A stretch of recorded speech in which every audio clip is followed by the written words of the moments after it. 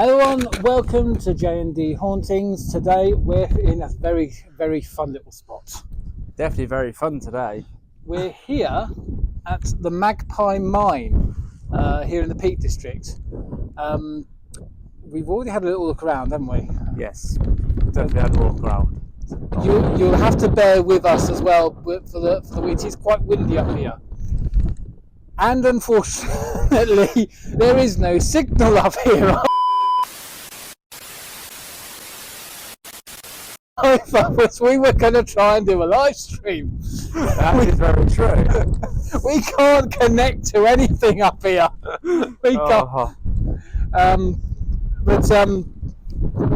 We've got. Whoa! You can see on the camera how windy it is. But when the wind dies down, we are also now officially ghost hunting because. If we take our arms out as well. I'll do this instead. Oh, I was going to say, shut the back. So, let's put those on there. We are now official as we are both. We have our own t-shirts. We are now official, so that makes us official, I say. Yes, I'll say very official. So, as I said, we're here at Magpie Mine today. Do apologise for the wind for it, but we are going to do a few bits while we're here. So this shaft here, this actually leads down into the mine itself.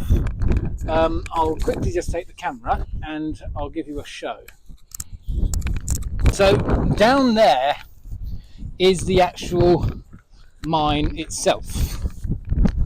Now, that's a girder there for the mine. We've had to shine a torch down there, but it is very, very dark. So we're going to try putting a torch down there later on. Let me just stand this back up.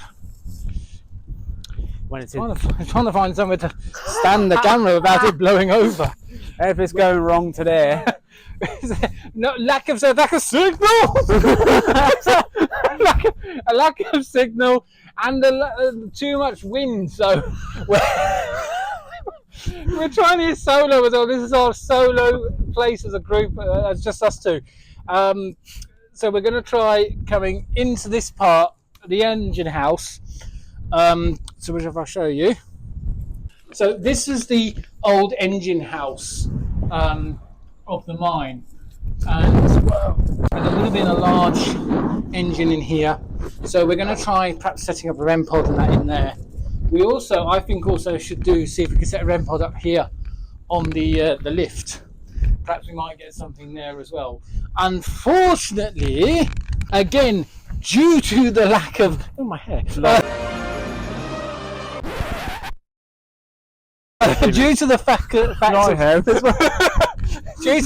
we can't connect to any internet here, we can't get the actual history of what's here. So what I'll do in the next couple of videos, as well as I show you around, I'll put a voiceover of what the actual hauntings around this place actually are.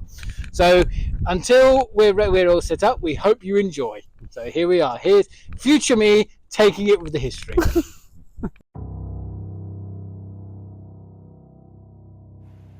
Magpie Mine. This infamous location is known for being haunted and cursed.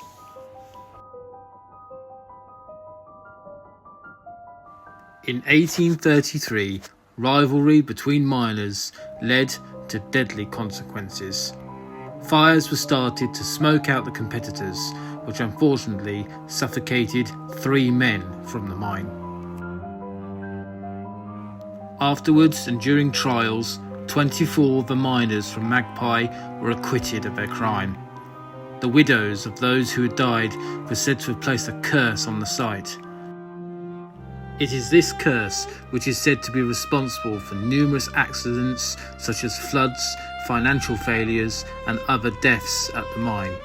This was until the mine closed in the 1950s.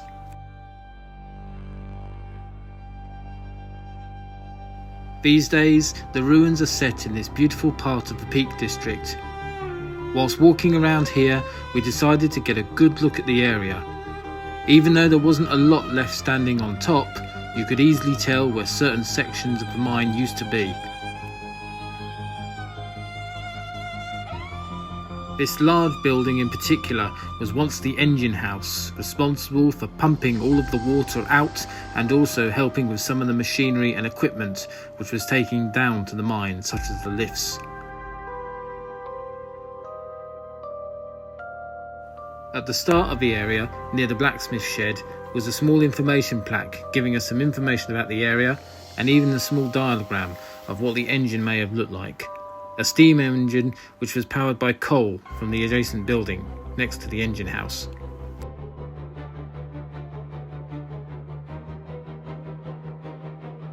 We didn't know what all of these buildings were, but looking around you could easily see some of the materials, or rather lots of the materials, that they had taken out of the mine. Most of the places that we were standing around must have originally been openings for the mine shafts.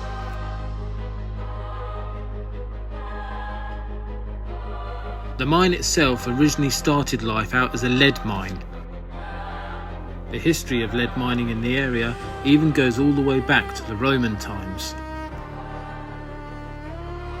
The odd piece of equipment was still there, such as these gears, which would have been used to raise and lower a platform to go down into the mine, either for equipment or to help miners ascend and descend into the mine. The company name and the amount of weight this gear could hold was still written on here. Very well preserved. And the mine itself? Well, that's said to be around 600 feet deep. Why don't we test it? Hey guys, so let's have a look then. So this is the part of the entrance to the actual mine. So what I'm going to do, and I hope this works. Now, let's see. I put that there. 3, 2, 1.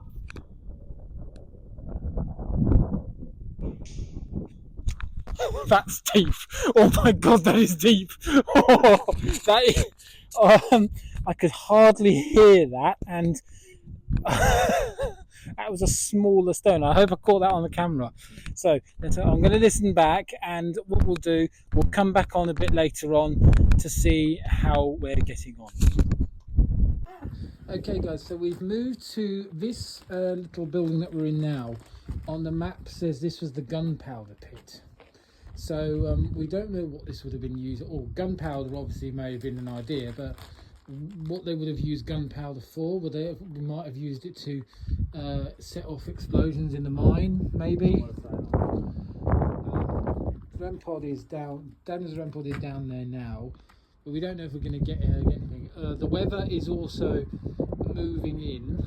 It is slightly raining at the moment, but we have decided that if this does come down and starts raining really hard, I think should we say next hour or so, if it rains really hard within the next hour, then we may have to call our trip end to an end, even though it is, what time is it at the minute?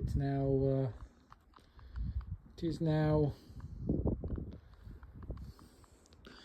7:10 in the evening, and we haven't been here for about a couple of hours already, but we only set up and started about half hour, 45 minutes ago. But there is some sun over there, and